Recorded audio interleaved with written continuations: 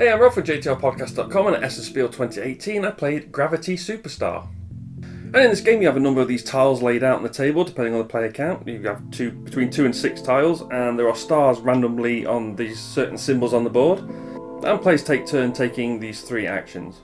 So the first thing you do, if your superstar isn't in play, because they can get taken out of play, or if it's the first turn of the game when it starts off the board, you put it into play. And you put it into play on a door that has the open door pawn on it, and once that door was used, you then move the door pawn to the next available space, or the next available door, clockwise. The second thing you can do in a turn is take one of 3 actions. The first thing you can do is you can play a simple move. You have a hand of cards, you can play a card face down to move your superstar either left or right, or you can play a special move, which is to play a card face up for its ability. And these are going to let you move 2 spaces left or right, drop through platforms, rotate your superstar, move up and across, and move different actions like that. Regardless of the move action you take, you drop down if there's nothing under you, and down is always where your feet are, so you're always going to fall towards your feet. So all the different players are going to be falling in different directions depending on their orientation. The edges of the board wrap around like Pac-Man. If you go over a star, you pick it up. If you go over a pink token, you pick up a replay token. If you land on or go over the door open pawn, you move it clockwise like you do when you spawn. And if you go over or land on an opponent's pawn, they pick it up. They also pick up all their cards back into the hand, and you get to steal a star or a replay token from them. Instead of doing either the simple or the special move action, you can just pick up your cards. If your hand is empty, you always get to pick your cards up for free then. And finally, the third thing you can do on your turn is to spend a replay token once to take an extra turn.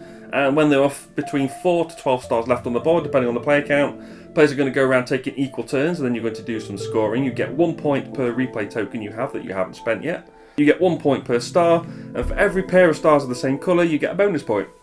Most points wins. This is a good, fun game. Also looks really nice the way those, I don't know what texture it is. You used to have marbles that look like that, kind of smoky texture on the miniatures and stuff. And the way you're kind of twisting them and they fall that way and they land on the floor, they turn them that way and they drop down. That's a lot of fun. Trying to land on other people as well so you can steal their stars is a lot of fun.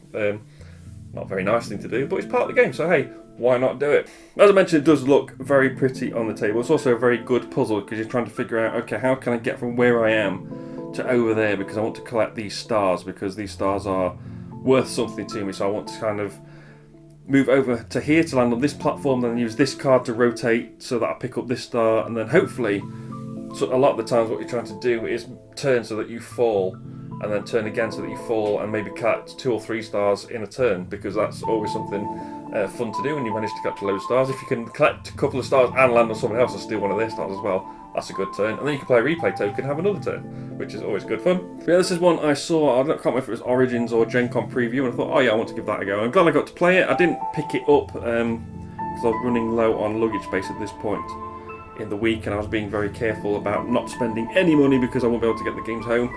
But yeah, if I hadn't, I would definitely pick this one up. This was a lot of fun.